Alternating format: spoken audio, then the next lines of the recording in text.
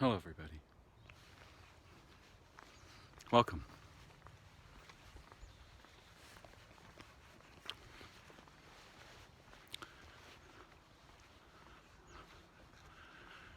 So amazing to be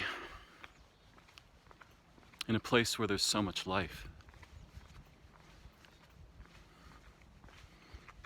I live in a city, and of course, even here, you can see I'm not in the wilderness, right?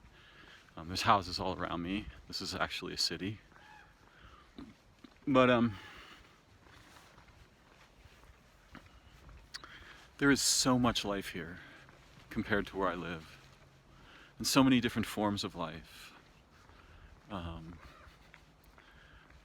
As many of us know, we're in a time of apocalypse for the remaining anciently conserved ecologies. And I think it's really important to use this kind of language, right? If you think about living worlds in space, time, and there's an analogy here to minds, there's an analogy here to a human lifespan. But if you think about living worlds in space, time, and you just imagine, right, how things go for them, and you presume that these living worlds do not have the kinds of threats that our world has acquired over time. In other words, they're not being obliterated by their own progeny, right?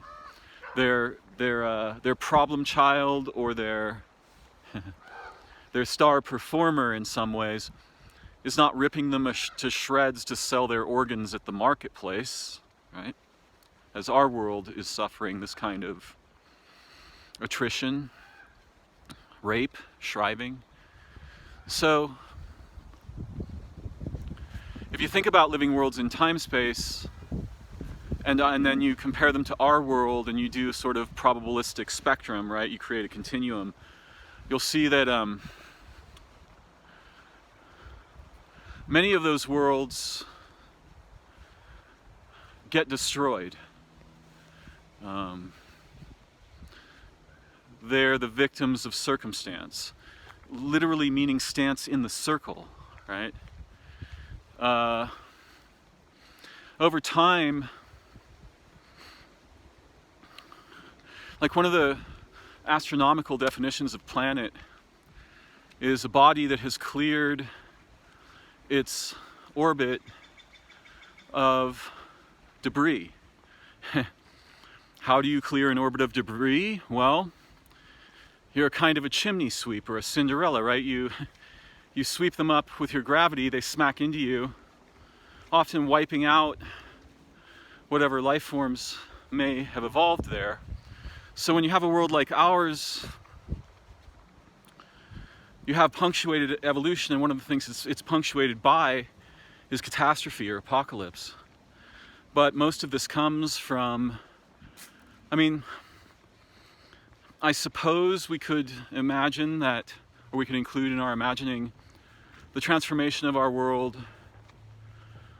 from the cyanobacteria, or the organisms for which oxygen was poison, right, to the present forms of life, nearly all of which require oxygen. There's some remnants of the old peoples, the old organisms here. There are still organisms for whom oxygen is deadly. But most of these amazing, astonishing things need oxygen to live. So there was a crisis where there was a transformation of the environment, relatively rapid.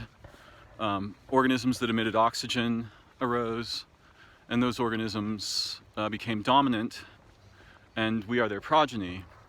But most of the apocalypses in Earth's evolutionary history, as we presently understand it, were the result of things like impacts from, stony or icy bodies in near space. The Chicxulub crater in the southern hemisphere is probably one of the most explicit of the examples of this, and may have wiped out as much as 80 or 90% of the life then present on Earth. So when you think about living planets, there's a continuum, right? There's the planets that get wiped out on a pretty regular schedule, and so they never get to develop complex organisms because they keep getting wiped out, right? Now, of course, there might be some survivors, and that can lead to some complexity, but what we have on Earth is so profoundly, astonishingly, magnificently paradisical. We've had a pause in extinctions that was long enough for us to develop and sustain these eyes, water eyes, right? And these, and all of the similar organs in the insects and the fishes and the birds and the land animals, right? Their paws and their claws and their wings, and all of these astonishing conservations over time that were made possible by peace, right? Earth wasn't just getting pounded by gigantic impactites, you know, every 100,000 years or 300,000 years or 500,000 years.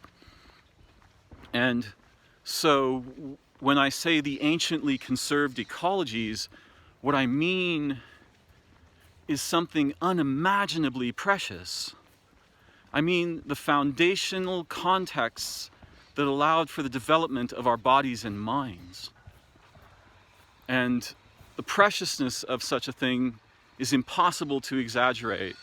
If you just point your finger to the sky, right, and you follow that line, probably for 100,000 light years, very unlikely, I think, that you'll encounter anything like this, or like this.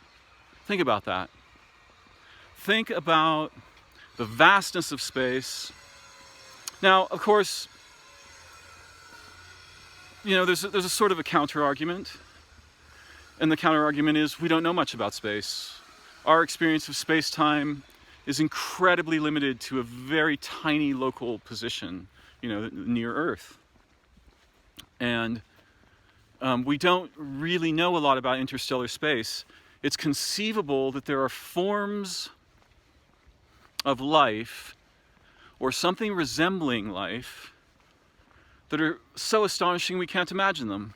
Space could be profligately teeming with them, and we might not even see them. We might see no evidence of them because our perspective is so narrow and so limited. So it's conceivable that there are very unusual, or what we would think of as exotic forms of life, but they would think of us as exotic, right? Because as far as they're concerned, they're everywhere, and we're on this tiny little rock, you know? So it's possible. We shouldn't exclude that possibility. But what I'm trying to say is embodied organismal life like we have here on Earth, pretty obvious that's not going on commonly in space. And on the planets where it does go on, most of them, there are exceptions, the big part of the curve is going to be planets that get wiped out consistently. So life starts to develop, becomes modestly complex, boom, it gets shattered back down to its origins. It starts again to develop, boom, it starts again, now it develops a little longer, boom, right? This cycle just keeps happening. On Earth, we've had an incredible interval of peacetime, punctuated primarily by human-caused catastrophe and apocalyptic destruction. So it's important to realize that the beings that live around us now are probably extremely rare on living worlds.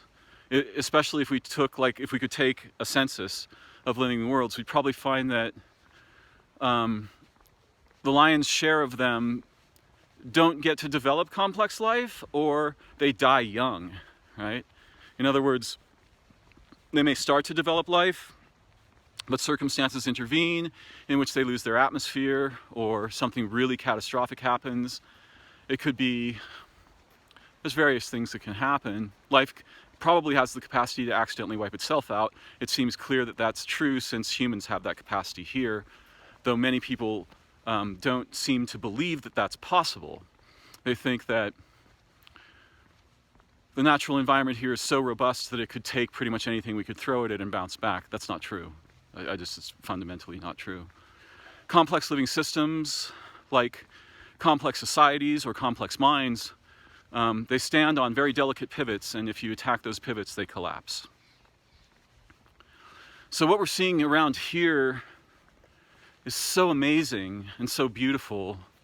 You know, I was listening to the crickets last night and realizing I'm probably hearing a sound from fucking 8 million years ago. I don't know how old the cricket people are precisely. I don't need to know exactly, right? I'm not a clinician, I'm a human being, though I'm curious about clinical data too. But they're millions of years old. And these things are like 100 years old, right? And they're wiping out all of the life, along with many of our other machines. So the same thing is true of minds. Complex minds need environments capable of sustaining complex minds. Human lives need we are one of the most delicate creatures on Earth.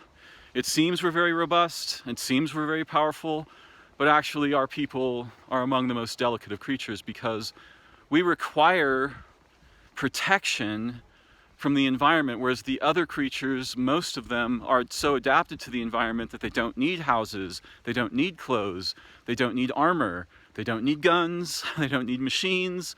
They're just perfectly adapted, like the octopus. The octopus is like a living expression of the spirit of the ocean, right? It doesn't need much, it just needs us not to fuck the oceans up, or fill them with poison or plastic or shock waves from explosive mapping techniques.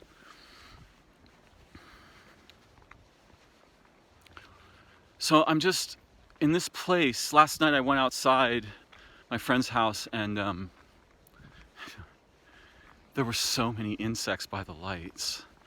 There was probably 4th instar praying mantis. I'm almost never anywhere where there are praying mantises, and they're one of my favorite creatures in the world. I've had relationships with them since I was a child. Some of those relationships were so deep and rich that that my octopus teacher kind of pales in comparison, actually. Because, well, I haven't seen the film, and I'm a gigantic fan of cephalopods. And I don't really think of myself as a fan in general, but cephalopods are fucking off the charts. I love them. But mantises are creatures in my environment that I can relate with. Similar to many cephalopods, their lifespan is quite short. Anyway, there were mantises out there. There were all kinds of insects. Actually, there wasn't a huge variety, but I saw a number of insects that I didn't even know what they were. And I've almost never had that experience because I've been an insect enthusiast since I was a very small child. So I'm very excited by the life here and all the birds, the crickets, the bats, so many bats, chipmunks, squirrels, coyotes. I haven't seen any. I know there are bears. I haven't seen any of those yet. But yeah, this place is teeming with life compared to where I live. Last night there was distant thunder, distant lightning, so far away that I couldn't hear any thunder.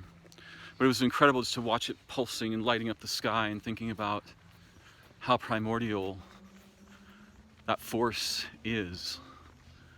And how, oh God, what it must have been like to have a mind before there was anything resembling science, right? Before there was anything resembling a clinical situation.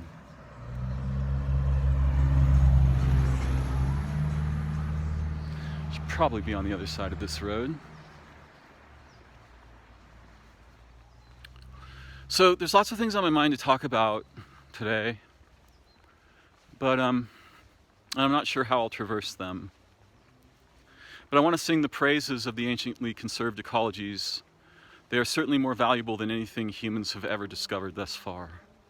And I would trade all of human technology for 1/10 of the nature that lives here in an instant without a fucking thought. If I could push a button and make machines go away, I wouldn't hesitate to do that even if it cost my life in that moment. Of course, the humans, they would just do the same thing again, most likely. But at least there'd be a pause, and the ecologies could develop and perhaps become more robust, and perhaps protect themselves better against the kinds of threats that the humans might table, or perhaps the humans could be lifted to something resembling actual integral intelligence. And this is, of course, my dream, because I don't despise the humans. They are my species, but I despise what their collectives and institutions do primarily. And those things aren't really human. It's very weird. It's almost like demons or ghosts get a hold of our collectives because there's nothing intelligent and embodied to guide them yet. Now, of course, we could produce something like that, and we could do that very quickly. It's always on the table of possibility. The problem is that the ghosts and monsters that own and have enslaved nearly all of our collectives and our capacity for being social animals are not easily displaced. They can be displaced, they can even be destroyed, but probably not by attacking them. The best strategy is to produce something so compelling that it starves them of the resources that they would otherwise employ to develop and propagate themselves and so on. And most situations are like that. If you can avoid combat, combat's way too expensive, especially at this point in the life history of Earth. Most animals are aware of this. Most of their combat is primarily ceremonial. Combat to the death is uncommon in nature, but it does happen. You know, you can see it in ants, right? Ants have something resembling war. Other hymenoptera probably do. There are a few other species that have something resembling war, where they actually kill each other. But most of the animalian combat is ceremonial. It's display-oriented, right? We'll figure out who could kill each other without actually fucking each other up too bad, right? And then we'll go back to living our lives. Humans, they do this too. But war on our world is a devastating array of atrocities that don't just kill. I mean, the humans, when they have wars, they don't care what else gets killed. In fact, they don't even need wars. Commerce is an ongoing war against nature. And it's really weird. It would be like, imagine a baby who decides, I'm going to table every possible weapon against my mother. You know, imagine an embryo, right? That just decides, I'm going to rip this womb apart and sell it for fucking cigarettes and you know, and drugs and prostitutes or whatever, right? Sports cars, you name it. That's kind of what the human collectives are doing. So again, I just want to sing the praises of the anciently conserved ecologies, and I feel so lucky to have been born in a time when they still exist. And when I was younger, they were still fairly robust, not so much now.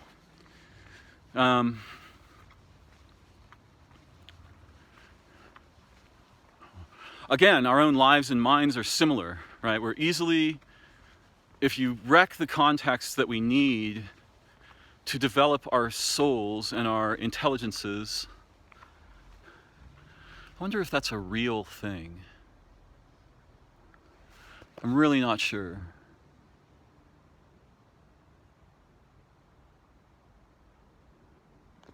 It could be. It could be that that was once a living creature. I don't know.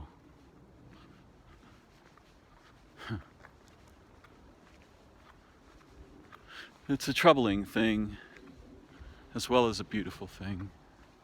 But I think I would find it more troubling in some ways if it were manufactured. Yes, let's make 10,000 replicas of the skulls of animals that we've obliterated and then sell those skulls. That's the problem with representational cognition. It does shit like that all the time. It turns living resources into tokens that then get traded as people die because there's no more living resources. And not just, I mean, peoples die, right? The animal peoples, the plant peoples, the insect peoples. And of course, there's a great mystery in the history of life and the origin of human beings. It's commonly believed that we're a natural evolutionary product of the planet, meaning that there was nothing unusual involved, nothing we haven't already become aware of involved in our development. I don't believe it. I mean, I'm willing to hold that position for clinical purposes, or scientific purposes, anthropological purposes. But I doubt it very deeply. In fact, it seems to me that there must be forces and intelligences that may or may not correspond to some aspects of what we think of as religion, which is a trivialized representational derivation of something that we probably don't really understand yet in general, though some people may. The gurus and sages have penetrated some of these mysteries, and each one in their own way and for their own reasons and purposes. But I think what I'm trying to say about that is that each one of us has the capacity to penetrate into the history of the development of life and consciousness and awareness on Earth. Because somehow inside us there's a link that leads outside of time to collectives of intelligences that have been present since before the beginning of this world. What the nature of these intelligences are, or could be understood as, is something we should suspend the urge to place into one of our familiar categories. It's more likely that to understand them in a relatively clear way, we would need new categories that we have nothing that resembles in English or in our modern thought. And I don't think this theoretically, I think this because I've encountered some things like this in my own life. And it's still mysterious to me what they were, though I may think of them as, I may sometimes playfully categorize them using categories from existing catalogs. I wonder what the fuck that is. If anyone knows what this is, please tell me. It looks like a pot, but it's electric. I don't know. Could be some kind of network repeating device, but it's very strange. Okay, so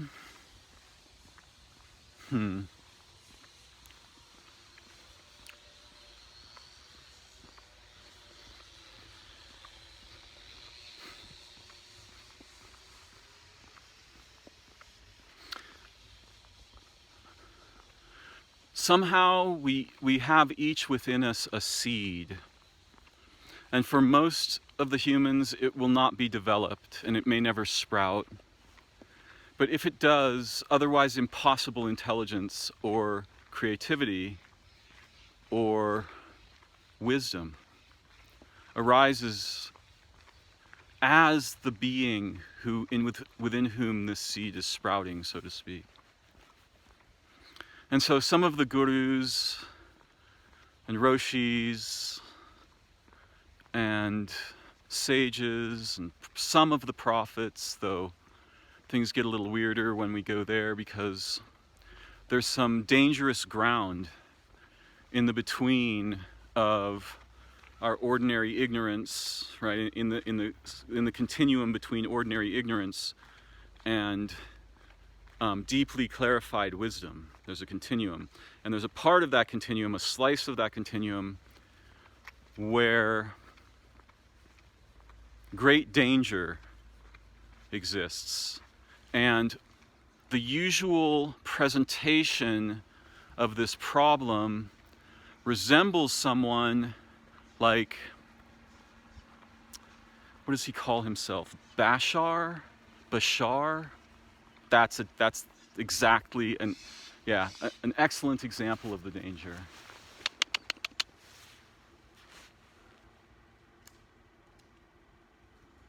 Trying to see if I can get the attention of this Jay. Doesn't seem likely. Oh, there's a Stellar's Jay. I think I can get this one's attention. Maybe. Let's see.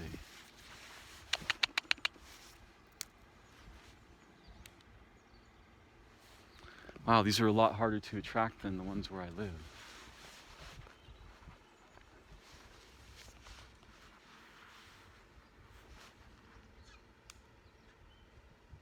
we go. Nope. Wow, they're a lot more shy.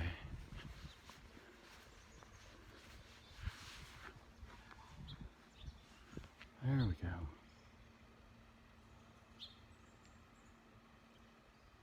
Because there are multiple nuts, it tests each one and then selects the heaviest one, the one most laden. Now this one tests, it drops it. See how that works? And this is the origin of accounting in human beings. You're seeing something really ancient at play here. Now there's one left and it's trying to figure out if it's worth the risk. And it's decided that it is. It can see at least 2 nuts. It's going to just pick the first one. That's great. It's exactly the kind of thing I was hoping to sort of demonstrate here, right? You want to understand how counting got started? Something like that. Animals can determine approximate value, right? Except they don't think in those terms, probably. It's unclear what their mind experience is like, but they certainly have some. Even relatively, what we would think of as relatively simple animals, they have some experience of something resembling mind.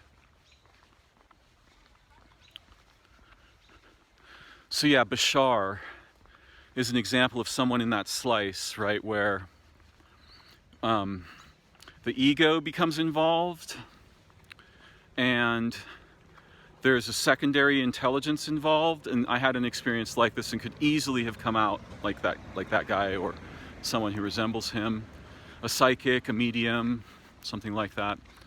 I decided that there was more important and less dangerous things to pursue because the ego investment, right? The ego inflates under the pressure of being associated with a non-human intelligence, or a suprahuman intelligence, right? An intelligence that is at once human and beyond the ordinary thing. And so I think of these things as quite dangerous in general. There are probably prophets who avoid many of the traps and clarify their wisdom while maintaining this sort of duality, right, of a human mind and relationships with an array of non-human minds. And certainly some of our writers, some of our finest writers are like this in a way.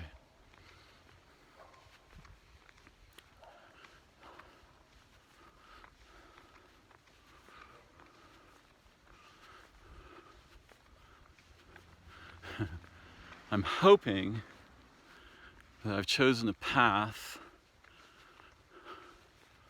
that will take me back toward my origin point. What an ironic thing to say, because if only we could travel in our consciousness along such a path that brought us ever closer to its origin state, I think we would learn very astonishing and beautiful things. Perhaps I accidentally managed something resembling that at one time.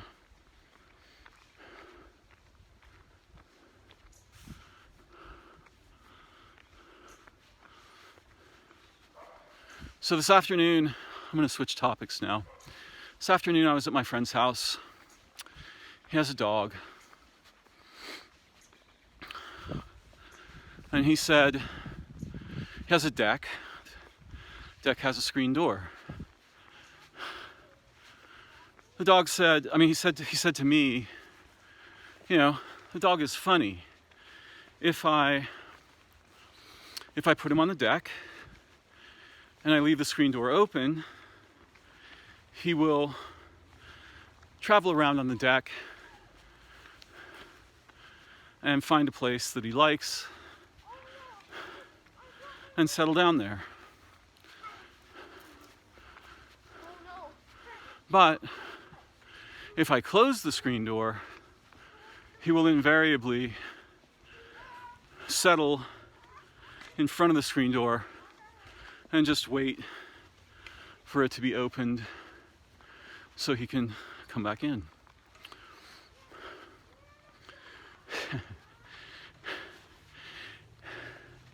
And my friend is very adept at evaluating people. Extremely skillful at this. Vastly more skillful than me.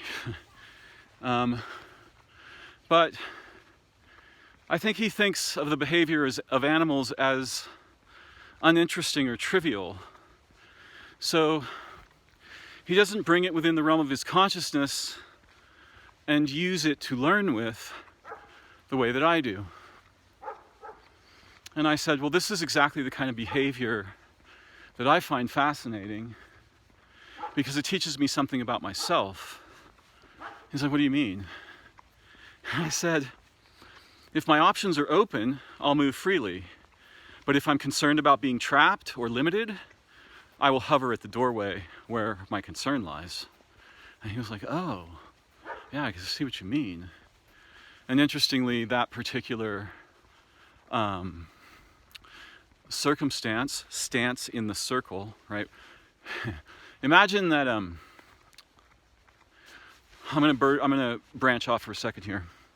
Imagine that someone is speaking or doing a ceremony or anything like that. And they are facing one direction. Let's say they are facing east, the direction that we associate with origin due to its association with the sunrise. Right? So east is origin, birth, emergence, newness, origination, all these things. So let's say they begin by facing east and they do the beginning part of the ceremony. And then perhaps they turn to the south. The people seated around them will receive very different visual impressions, sound, and other stimuli. Your position in the circle determines, in some ways, what you are likely to receive, and imposes limits on what you can receive, what you will not receive, what you will experience, not experience, be involved in, not be involved in, and so on. But my friend's circumstance has a strong resemblance, in a sense, to the situation with his dog. So it was interesting. It wasn't my intent to highlight that. I was just noticing, I'm just like that dog. Because he was saying, it's funny, the dog does this thing. And I was like, sounds like me, I do something pretty similar. In fact, the weight analysis of the Stellar's jays, not entirely dissimilar. What's the best thing I can get out of this in terms of my capacity to, measure?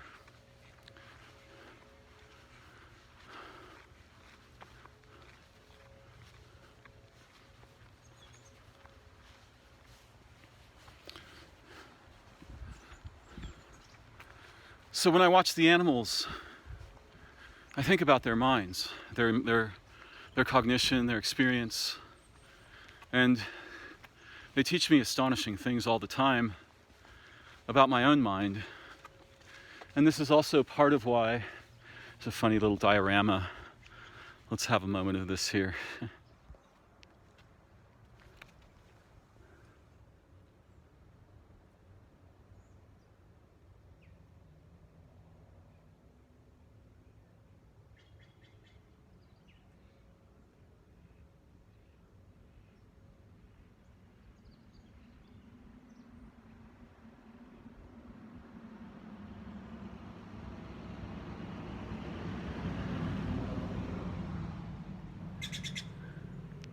So this is, in a way, a shrine to the little people. If I remember correctly, and I may get this wrong, I've only said this word a few times. Oh, that was quite a moment of dizziness. If I remember correctly, and as I said, I may get this wrong, in Blackfoot, the little people are called Potokopi, or Potokapi, Kapi, I think Kapi. So they have their own traditional knowledge about the little people. And sometimes it may be associated with particular forms of stones that in their way are like little people.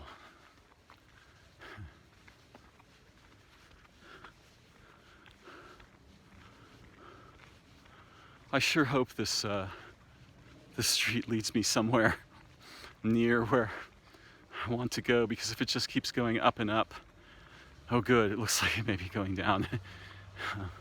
I will get trapped and I'll have to retrace my route.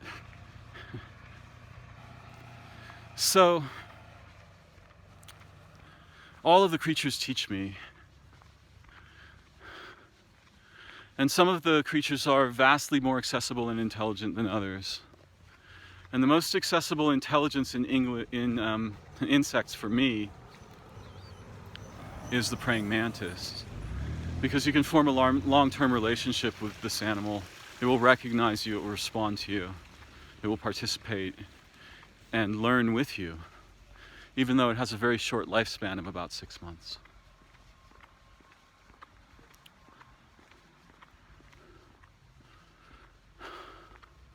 I have another topic, or a few topics in mind. Ah, thank goodness. I think this street will lead me home, if I'm lucky.